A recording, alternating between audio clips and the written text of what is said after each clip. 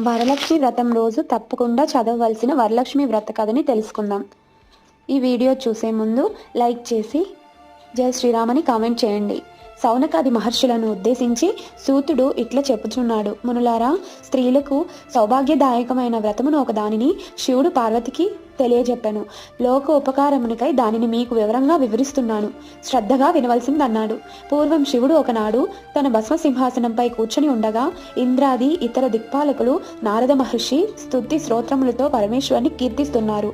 ఆ మహత్తర ఆనంద సమయంలో పార్వతీదేవి పరమేశ్వరుని ఉద్దేశించి, నాదా, స్త్రీలు సర్వ సౌఖ్యములు పొంది పుత్ర పౌత్రాభివృద్ధిగా ధరించుటకు తగిన వ్రతం ఒక దానిని ఆనదీయవలసిందని అడిగింది. అందుకు ఆ త్రినేత్రుడు మిక్కిల ఆనందించిన వాడై, దేవి, నువ్వు కోరిన విధముగా స్త్రీలను ఉద్ధరించే వ్రతం ఒకటి ఉన్నది. అది వరలక్ష్మి వ్రతం.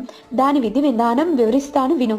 శ్రావణ మాసంలో పౌర్ణమి రోజుకు ముందు వచ్చు శుక్రవారం